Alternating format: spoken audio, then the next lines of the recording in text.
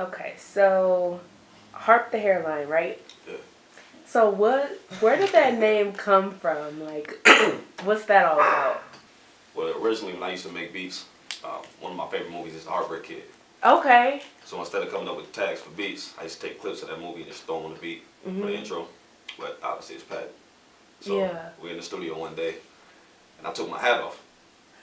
And all hell broke was just got the front of my hairline constantly. So For real? yeah, so I just took that idea, you know what I'm saying? Harp is a musical instrument, but it's Okay. also an idea you're constantly bagging on something, constantly talking about something. So my hairline was constant topic at the studio, so we just went with that. That's so funny. Well, that's cool. Like, you took a negative, made it a positive, and then just ran with it. That's pretty cool. So, how did you get started, like, rapping? Like, where did that come? So, you started off producing, right? Yeah. And then that transpired into rapping. Yeah. What was that transition like? My homie Hustle, he really got me into rapping. Okay. When I first met him, we were working together, but then I went to his house, and he had his whole studio set up there. So he was showing me a couple projects he was working on. I got to show him some of the beats that I had. And then I just got into the idea of rapping. I used to write stories and stuff. I was a little nerdy in high school. In middle school, I used to write stories in my books or write little haikus, poems and stuff. But I actually got into rapping and just learning the aspects of it, developing the craft, and that's where I'm at now. So, who is Hustle to you? Just like a friend or? Friend, boss, business partner. Gotcha. Okay, so Euphoria. That dropped summer 18? August 3rd. August 3rd. Yep. Okay, so tell us a little bit about that and like your inspiration for the title even itself. At the time, I was real happy with everything I was going on in my life, so that's where the name Euphoria came from. And the sound of the music, I wasn't happy with the sound of the music that I was hearing on the radio, so I wanted to go with a lot of beats or a lot of different styles that you don't hear on the radio every single day. I'd bring it back to boom bap or neo soul or R&B, or just something different than just auto-tune on every single record. Yeah, I definitely noticed that you had a huge variety of sounds on your album. A couple of songs that stood out to me was It's Only the Intro. That one was like nice right off the bat. And then Martians, and then Beautiful Soul, and The Same Way. Those were kind of like the ones that I was like, okay, I'm really, really vibing with those. Were they about like personal situations, or like what was the inspiration behind those songs? Every song that I write about a woman is one that I'm involved with at the time. Okay. I'm not gonna name drop. The Same Way was about a chick I used to be involved with. Me and her actually no longer speak. And then the Beautiful Soul was a written edition by someone else. I just took the cover of it, redid the beat myself, and then I recorded over that. It was about an ex-girlfriend. Oh. Still speak. Okay. Cool. So are you? So I saw you were working on Euphoria 2. Yeah. Is that going to be like the same concept? Or are you taking a different direction? What's your inspo about that, or if you can even like talk about a little bit of it? Yeah.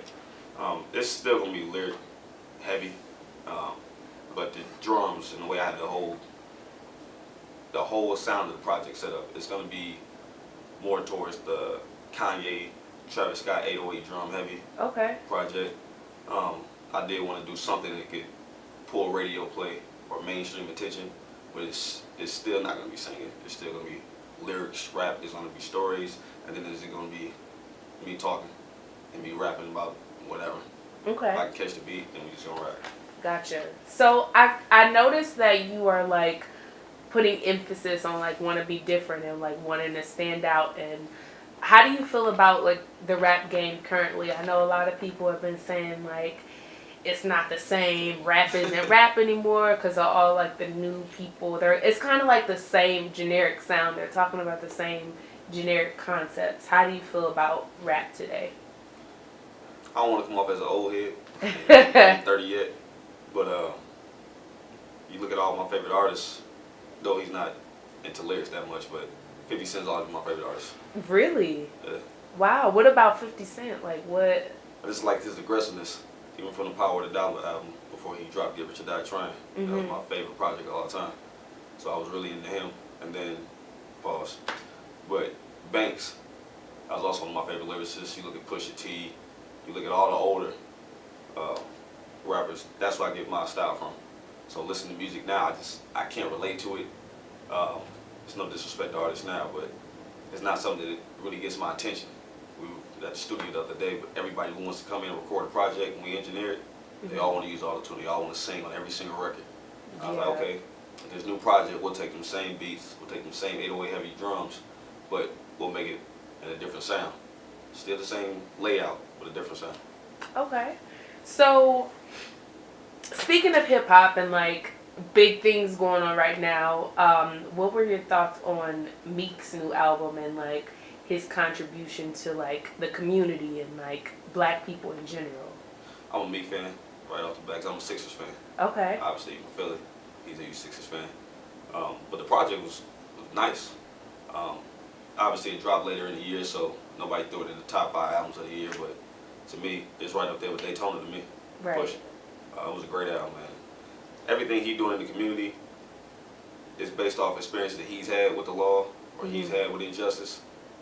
He shouldn't have been the first person to do it, but I'm glad he's actually doing that. Yeah, that's kind of how I feel about it. I mean, I just feel like he's kind of, him and like artists like Jay-Z and like the projects and songs that they've been putting out, I feel like it's kind of reversing the, I don't want to say the hip hop being tarnished, but it's kind of bringing back like what it was about in the beginning, and that was bringing the community together, talking about like black people, uplifting black people, informing them on like information that's going on instead of drugs, sex, and money.